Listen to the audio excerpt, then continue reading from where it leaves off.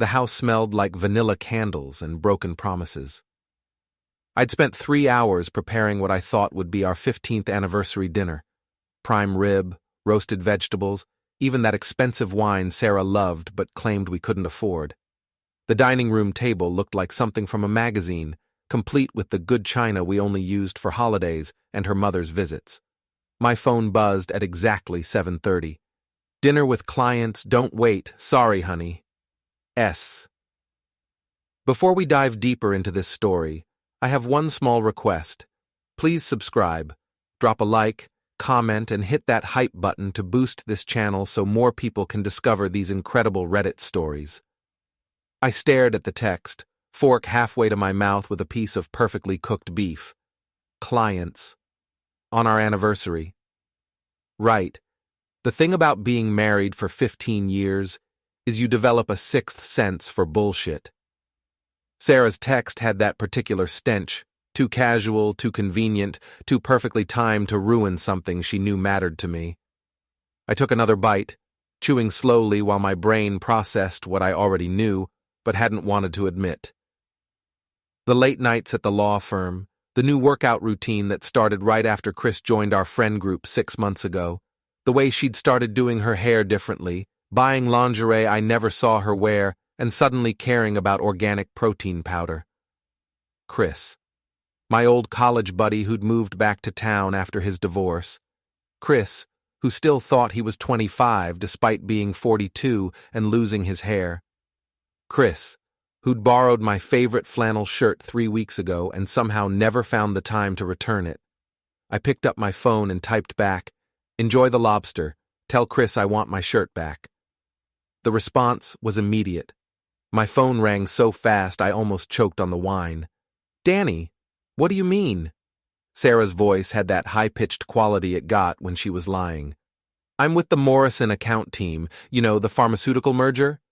"Sure you are." I walked to the window, looking out at our quiet suburban street. Mrs. Henderson was walking her poodle. The Johnsons had their porch light on. Everything looked normal, peaceful even. The Morrison team that includes Chris, right? Since when does an IT consultant work pharmaceutical mergers? He's helping with their tech infrastructure. Danny, why are you being weird about this? I almost laughed. Weird. After 15 years of marriage, catching your wife in an obvious lie makes you weird. Just want my shirt back, Sarah. It's my lucky one. The silence stretched long enough for me to count 3 heartbeats. "I don't know what you're talking about," she finally said. "I'm hanging up. We'll talk when I get home." The line went dead. I set the phone down and looked at our anniversary dinner, already getting cold. The candles flickered in their holders, casting shadows across the empty chair where my wife should have been sitting. I'd always prided myself on being the reasonable one in our relationship. Sarah was the ambitious lawyer, the one who made the big decisions and fought the important battles. I was the steady IT guy who kept the lights on and the servers running. I fixed problems quietly, efficiently, without drama. But sitting there in our dining room, surrounded by the evidence of my pathetic attempt at romance, something shifted inside me. Maybe it was the wine, or maybe it was 15 years of being taken for granted finally catching up with me. I pulled out my phone again and scrolled through my contacts until I found Chris's number. "Hey, buddy!" His voice was too loud, too cheerful. Background noise suggested he wasn't at home. "What's up?" "Not much. Sarah's working late again. You know how it is with these pharmaceutical mergers." Another pause. Shorter this time, but I caught it. "Yeah, man, brutal hours in that business." "Absolutely. Hey, you still have my flannel shirt? The blue one with the white checks?" "Your shirt?" He sounded confused, which was interesting since he'd borrowed it right in front of Sarah at our last barbecue. Maybe? I'll look around." "Great. Sarah mentioned she might see you tonight. Maybe she could grab it?" The background noise shifted. I heard what sounded like a woman's laugh, quickly muffled. I don't think I'll see her tonight. I'm just at home, you know, watching the game." "Which game?" The, the baseball game. It was November. Baseball season had been over for 3 weeks. Sounds good, Chris. Enjoy the game. I hung up and sat back in my chair, staring at the congealing gravy on my untouched plate. My wife was cheating on me with my friend. They were both terrible liars, and I was apparently the last person in our social circle to figure it out. The smart thing would be to call a lawyer. File for divorce, split everything 50-50, move on with my life like a mature adult. That's what the old Danny would have done. The reasonable, steady, predictable Danny who always took the high road. But the old Danny never had his anniversary dinner go cold while his wife was out screwing his buddy. I blew out the candles and started clearing the table. Tomorrow, I decided, I'd start figuring out exactly what my wife and Chris thought they were getting away with, and then I'd show them just how creative an IT guy could get when he put his mind to it. The next morning, Sarah came home at 6:15 a.m., claiming she'd fallen asleep at the office. She had that freshly showered look that didn't quite match her story, and her clothes were wrinkled in ways that suggested they'd spent time on someone's floor. "How was your pharmaceutical merger?" I asked, not looking up from my coffee and laptop at the kitchen table. "Exhausting. We were up until 3 going over contracts." She poured herself coffee, her back to me. "Sorry about dinner. I know it was important."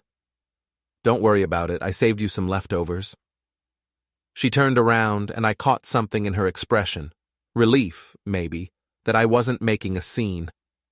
Sarah had always counted on my predictability, my willingness to avoid confrontation.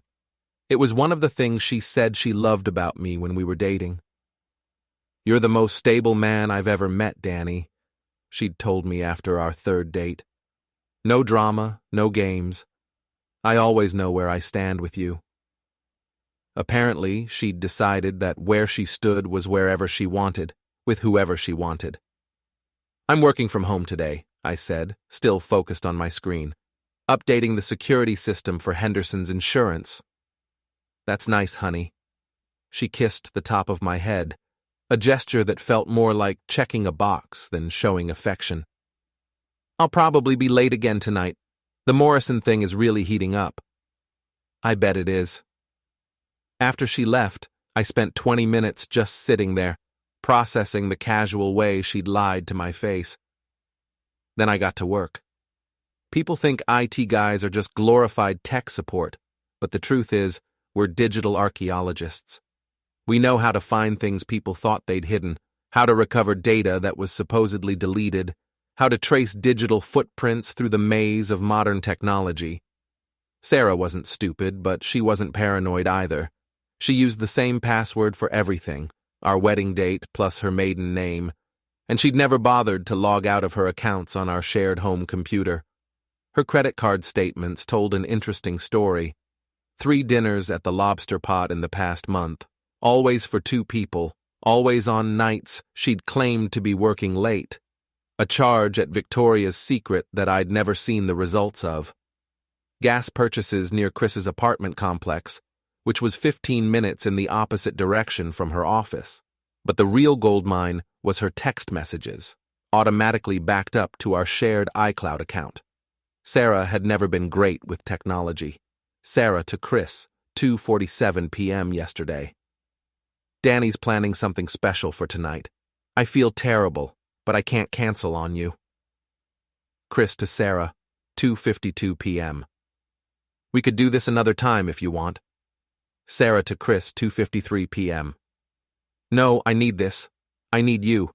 He's so predictable, Chris, so boring. When I'm with you, I feel alive again." Chris to Sarah, 3:15 p.m. "What if he finds out?" Sarah to Chris, 3:17 p.m. "He won't. Danny never suspects anything. He trusts everyone, especially me. It's almost too easy." I read that exchange 3 times before closing the laptop. Too easy. 15 years of marriage, and I was too easy. My phone rang. The caller ID showed my daughter Emily's college number. "Hey, Dad. How was the anniversary dinner?" Emily was a sophomore at State, majoring in communications and minoring in calling her parents at the worst possible moments. But hearing her voice helped steady me. "It was fine, sweetheart. Your mom had to work." "Again?" "Dad, she's been working late a lot lately. Are you guys okay?" "Smart kid. Too smart, maybe." "We're fine. How are classes?" "Boring." "Hey, speaking of boring, wasn't Chris at your barbecue last month? My friend Jessica saw him at the Lobster pot yesterday with some blonde woman. She thought it might be Mom, but the woman looked younger." My hand tightened on the phone. "Your mom's not blonde." "That's what I told her. Jessica probably just made a mistake. Chris isn't really Mom's type anyway, right? I mean, he's kind of a loser. Remember how he kept bragging about his CrossFit times at the barbecue?" "Right. Not her type at all." We talked for a few more minutes about her classes and her part-time job at the campus bookstore. Normal father-daughter conversation, except for the part where I was mentally cataloging everything she told me about Chris and the blonde woman who was definitely my wife. After Emily hung up, I sat in the quiet house and tried to figure out what I was feeling. Anger, obviously, betrayal. But underneath those expected emotions was something else, a cold, calculating fury that felt foreign and familiar at the same time. I'd spent 15 years being predictable, stable, trustworthy Danny, who never made waves. The husband who could be counted on to take whatever was dished out and respond reasonably. But Sarah had made one critical error in her assessment of my character. She'd confused stability with weakness, predictability with stupidity. She'd forgotten that before I became her steady, reliable husband, I'd been the guy who'd built his IT business from nothing, who'd outmaneuvered competitors twice my size, who'd learned to fight dirty in the corporate world while keeping my hands clean. I opened the laptop again and started making a list. Not evidence. I already had plenty of that. A list of everyone who needed to learn that predictable Danny was taking a vacation. Chris was going to get his education first. Chris worked out at Peak Performance Gym every Tuesday and Thursday at 6 p.m. I knew this because he'd mentioned it approximately 47 times since joining our friend group, usually while flexing and talking about his gains. What he didn't know was that I'd been watching his routine for the past week. He drove a silver BMW that he was constantly bragging about, lease payments that were probably half his salary, but it made him feel important. He parked in the same spot every time, under the light in the gym's back lot, probably so other people would see his precious car when they walked by. Tuesday evening, I sat in my Honda Civic 3 spaces away, watching Chris through the gym's windows as he worked his way through his usual routine. Bench press, bicep curls, 20 minutes on the treadmill where he'd check himself out in the mirror every 30 seconds. At 7:15, right on schedule, he headed for the locker room. I got out of my car and walked over to his BMW. The key I'd had made from his spare, the one he'd left on our kitchen counter during the barbecue, slid into the lock like it belonged there.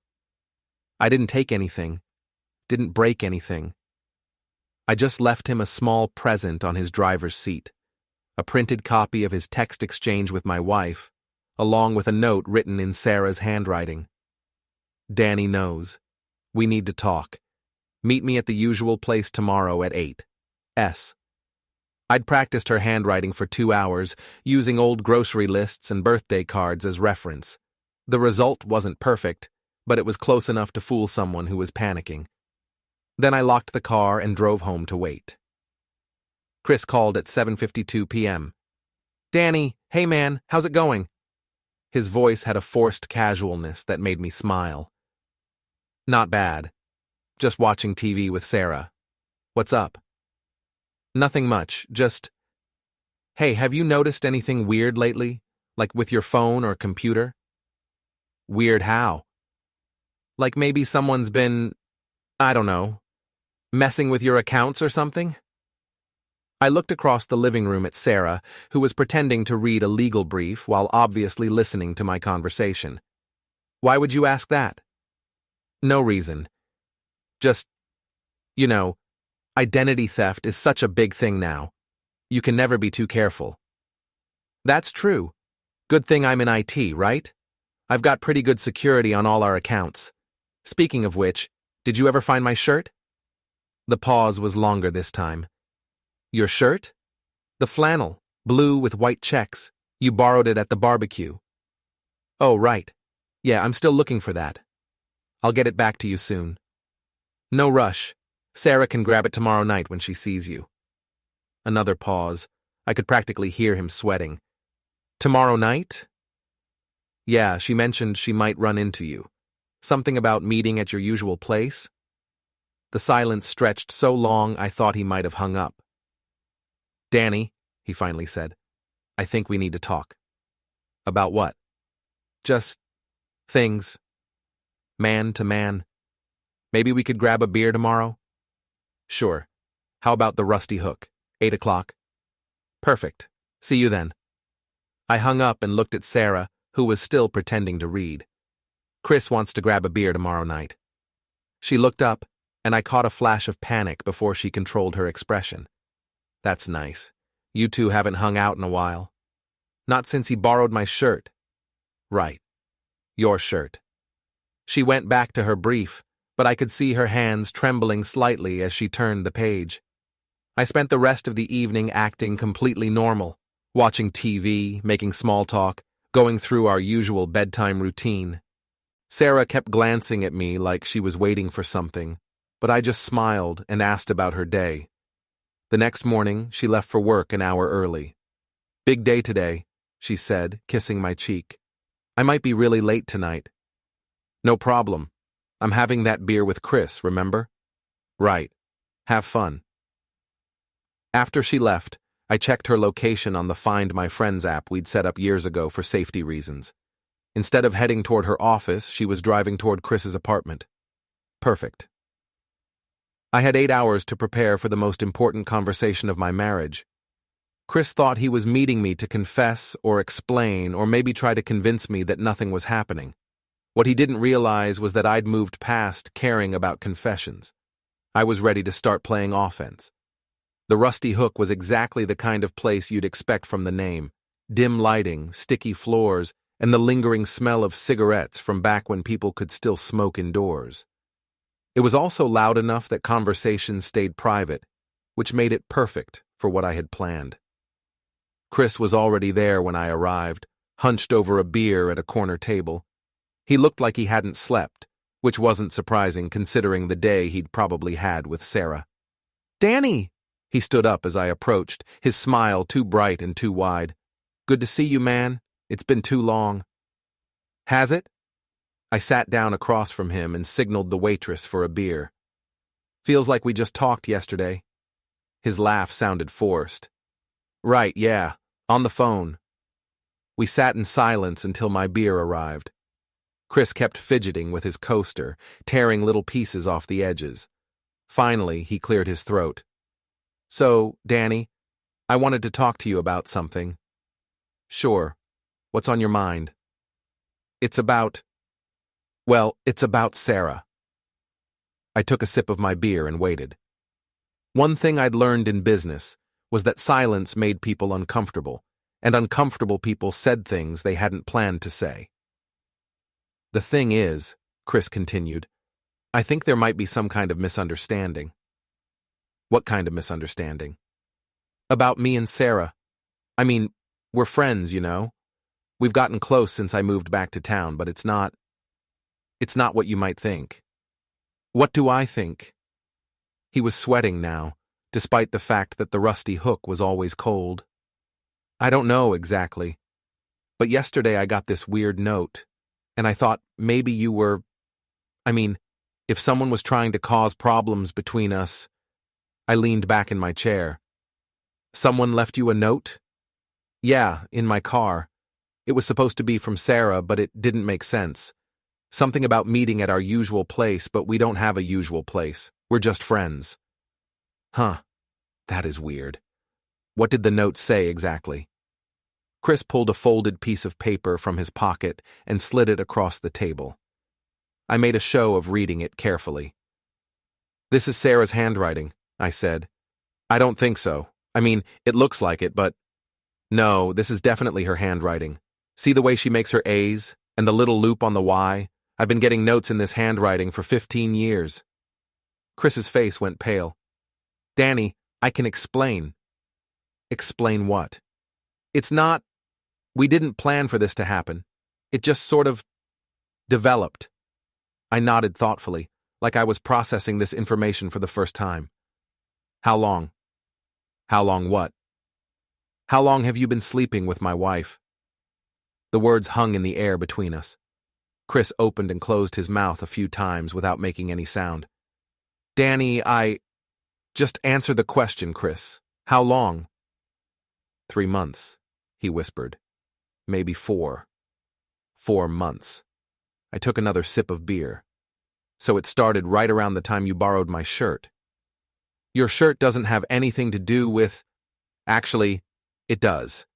See, that shirt was a gift from Emily when she was 12. She saved up her allowance for 2 months to buy it for Father's Day. It's not expensive or special to anyone else, but it means something to me. Chris stared at me, confusion replacing some of the panic in his eyes.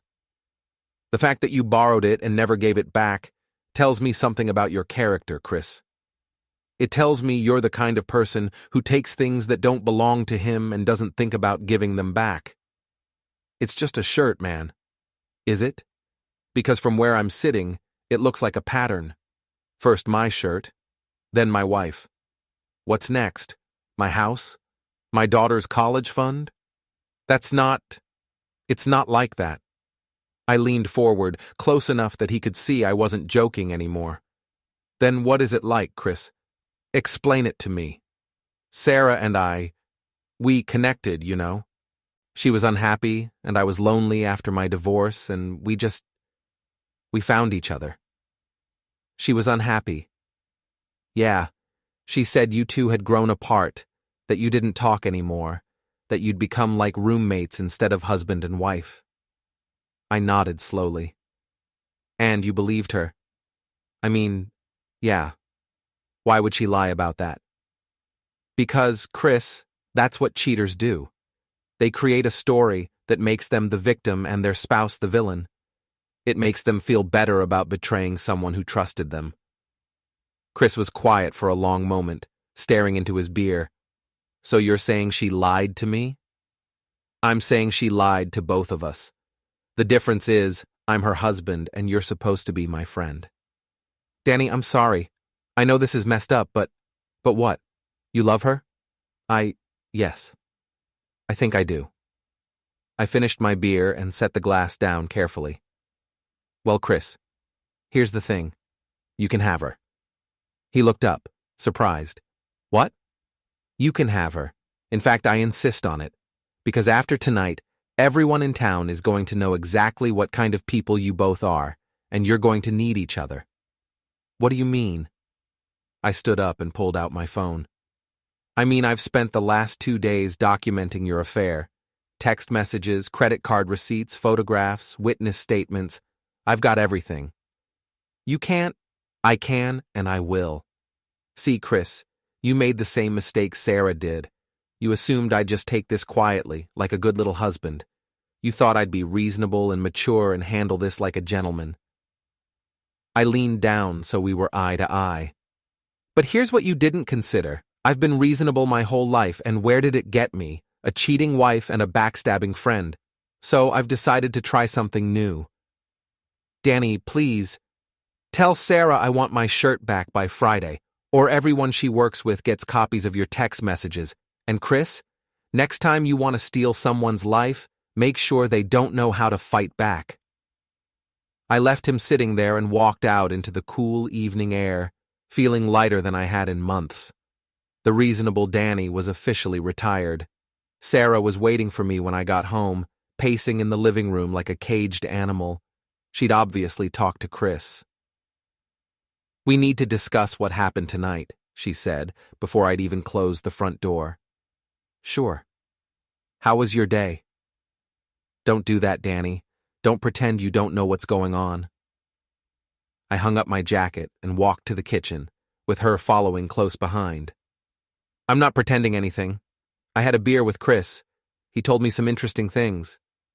He said you threatened him. Did I? I don't remember making any threats. I opened the refrigerator and pulled out a bottle of water. I just told him the truth about what I know. Sarah sat down at the kitchen table, her lawyer mask slipping to reveal something that looked almost like fear. Danny, I know you're angry. Am I angry? I hadn't really thought about it. Of course you're angry. You have every right to be. What Chris and I did was wrong, and I know that. But we need to talk about this like adults. I leaned against the counter and studied my wife, really looked at her for the first time in months. She was still beautiful at 41, still the ambitious woman I'd fallen in love with in law school. But there was something different now, something calculating in her eyes that I'd either never noticed or chosen to ignore. Okay, I said. Let's talk like adults. Are you in love with him? The question clearly caught her off guard. It's complicated. It's really not. Do you love Chris? I care about him. That's not what I asked. She was quiet for a long moment, staring at her hands. I don't know. But you know you don't love me anymore. That's not true. I do love you, Danny. I've always loved you. But we've changed. We've grown apart. We want different things now. What do you want? I want to feel alive again. I want passion and excitement and someone who sees me as more than just a wife and mother and business partner. I nodded thoughtfully. And Chris makes you feel that way? Yes. Even though he's unemployed, living off his divorce settlement, and spends most of his time at the gym taking selfies? Her face flushed. He's not unemployed. He's consulting.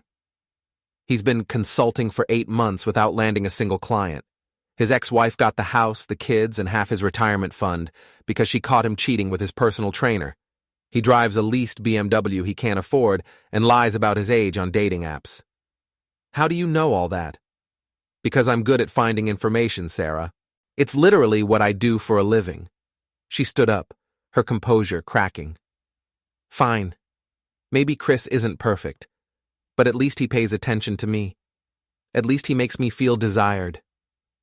When was the last time you tried to make me feel desired? What? You heard me. When was the last time you put effort into our marriage instead of just expecting me to be grateful for whatever scraps of attention you threw my way? That's not fair. Isn't it? When was the last time you asked about my work? When was the last time you suggested we do something together that wasn't a social obligation? When was the last time you looked at me the way you look at Chris? Sarah's mouth opened and closed without producing any sound. Here's what's going to happen, I continued. You're going to pack a bag and stay somewhere else while we figure this out.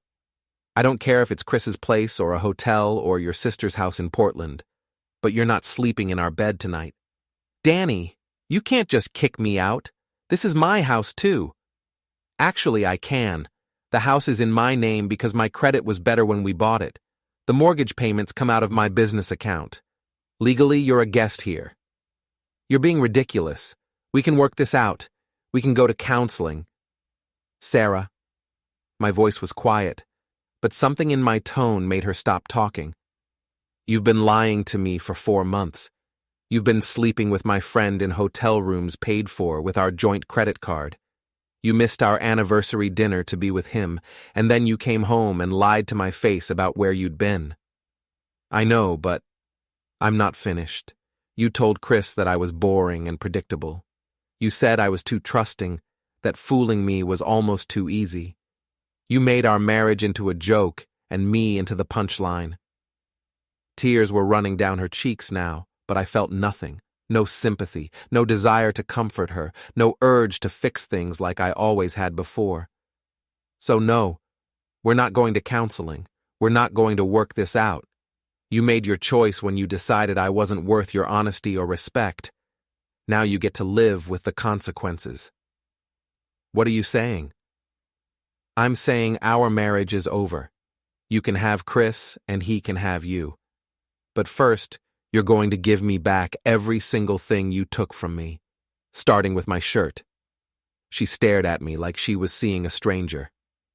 Your shirt? My blue flannel shirt that Chris borrowed and never returned. The one Emily bought me for Father's Day. I want it back, cleaned and pressed, by tomorrow night. Danny, this is insane. It's just a shirt.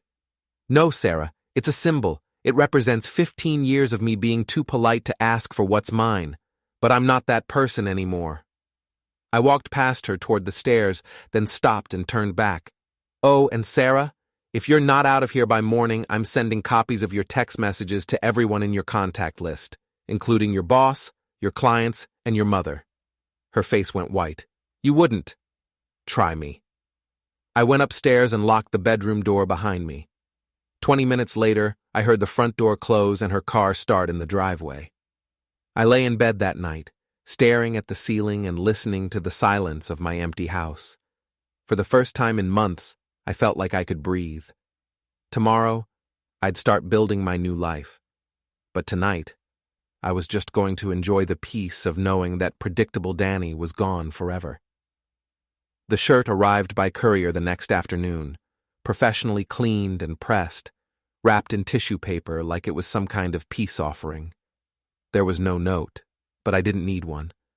Sarah had always been good at dramatic gestures when she wanted something. I was examining the shirt, checking for any damage or missing buttons, when my phone rang. Emily's number. Dad, what the hell is going on? I sank into my desk chair. What do you mean, sweetheart? Mom called me crying. She said you kicked her out of the house and you're getting divorced. She said you're acting crazy and she doesn't know what happened to you. Your mother and I are having some problems. Problems? Dad, she said you threatened to ruin her career. She said you're trying to destroy her life over some stupid misunderstanding. I closed my eyes. Of course, Sarah would call Emily first.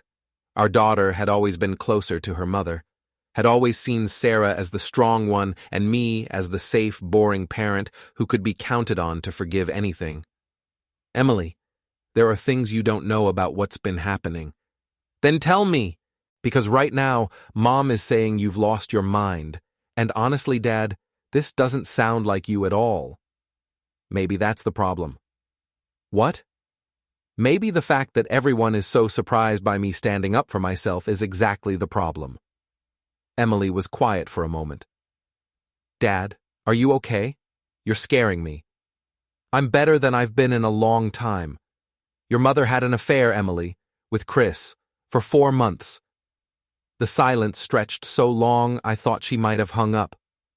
Mom cheated on you? Yes. With Chris? That loser from your barbecue? That's the one. Oh my God, Dad, I'm so sorry. Why didn't you tell me? Because I wanted to handle it quietly. But your mother seems to think she can control the narrative, so I guess we're doing this the hard way. What do you mean? I looked at the shirt in my lap, remembering 12-year-old Emily's face when she'd given it to me, the pride in her eyes when I'd told her it was perfect, that I'd treasure it always. I mean, I'm done being the reasonable one, sweetheart. I'm done being the one who keeps the peace and swallows his pride and pretends everything is fine when it's not. Good, Emily said quietly. Good? Dad, you've been letting people walk all over you my entire life. Mom, her friends, even me sometimes. You're the kindest man I know, but you're also the most passive. I've been waiting 20 years for you to get angry about something. I laughed, surprising myself. Well, congratulations. You finally got your wish. So what happens now? Now your mother and Chris get to find out what happens when you push a nice guy too far. We talked for another 20 minutes. Emily told me about her classes, her boyfriend, her plans for winter break. Normal conversation, except for the part where she kept asking if I was really okay, if I needed her to come home, if there was anything she could do. Just be careful with your mother for a while, I told her. She's not handling this well, and she might try to use you as a weapon against me. She already tried. That's why I called. She wanted me to talk you into taking her back. And I told her that maybe she should have thought about that before she decided to screw around with your friend. After we hung up, I sat in my home office and thought about what came next. Sarah would probably try to take me to the cleaners in the divorce, claim I was emotionally abusive, that I'd threatened her, that she deserved half of everything because she'd been an equal partner in our marriage. She was welcome to try. I opened my laptop and started typing an email to my lawyer, attaching every piece of evidence I'd gathered over the past week. Text messages, credit card statements, photographs, witness statements from Emily's friend who'd seen them at the restaurant. But more than that, I attached a detailed timeline of our marriage over the past 2 years. Every late night Sarah had claimed was work-related. Every business trip that had seemed suspicious. Every time she'd been distant or distracted or just plain mean for no apparent reason. Patterns. That's what I was good at finding, and Sarah's pattern of deception went back a lot further than 4 months. My phone buzzed with a text from Chris. "Can we talk? I think there's been a misunderstanding." I typed back, "No misunderstanding. Enjoy my wife. You deserve each other." His response came immediately. "She broke up with me. She said you're making her choose." I stared at that message for a long time. Sarah had broken up with Chris. Probably thought she could salvage our marriage, convince me to take her back, return to the status quo where she got to have her cake and eat it too. I typed, "She made her choice 4 months ago. I'm just making mine now." Then I blocked his number. The house felt different that evening. Quieter, but not in a lonely way. More like the quiet after a storm passes, when you can finally assess the damage and start rebuilding. I made myself dinner, just a sandwich and some soup, and ate it at the kitchen table while going through Sarah's things. She'd taken most of her clothes and personal items, but she'd left behind 15 years of accumulated stuff. Books, jewelry, photo albums, kitchen gadgets she'd insisted we needed but never used. I started 3 piles. Things for Emily, things for charity, and things for the trash. Sarah's expensive coffee maker went in the charity pile. I'd never liked the pretentious coffee it made, and I was looking forward to going back to my simple drip machine. Her collection of self-help books about having it all went straight to trash. The photo albums were harder. Pictures of our wedding, our honeymoon, Emily's childhood, family vacations, anniversary dinners. Evidence of 20 years together, most of them good years, or at least years I'd thought were good. I flipped through one album, stopping at a picture from last Christmas. Sarah and I were standing in front of our tree, her arm around my waist, both of us smiling. I remembered that day. Emily had been home from college, we'd made a big dinner, everything had felt perfect. But looking at the photo now, I could see something I'd missed at the time. Sarah's smile didn't reach her eyes. Her body language was subtly pulling away from me even as she posed for the camera. How long had she been unhappy? How long had she been looking for an excuse to leave? It didn't matter anymore. What mattered was that I was finally free to stop trying to make someone love me who'd already decided I wasn't worth the effort. I closed the album and added it to Emily's pile. She could decide what to do with our family history. My phone rang at 9 o'clock. Sarah's number. "Danny, please, we need to talk." "We talked yesterday. You made your position clear." "I made a mistake. I know that now. He wasn't what I thought he was." "What did you think he was?" "I thought he understood me. I thought he saw something in me that you didn't see anymore." "And now?" "Now I realize he just saw an opportunity. A married woman who was feeling neglected, who was easy to manipulate." I almost laughed. "So now you're the victim." "I'm not saying I'm blameless. I know I hurt you. I know I betrayed your trust. But Danny, we can fix this. We can go to counseling. We can work on our communication. We can—" "Sarah." "What? Do you love me?" The pause was too long. "Of course I love you." "That's not what I asked. Are you in love with me?" Another pause. "Love isn't just about feelings, Danny. It's about commitment and partnership and building a life together." "So that's a no." "That's not what I said. It's what you meant. You love me like you'd love a reliable business partner or a helpful roommate, but you're not in love with me, and you haven't been for a long time. Danny. It's okay, Sarah.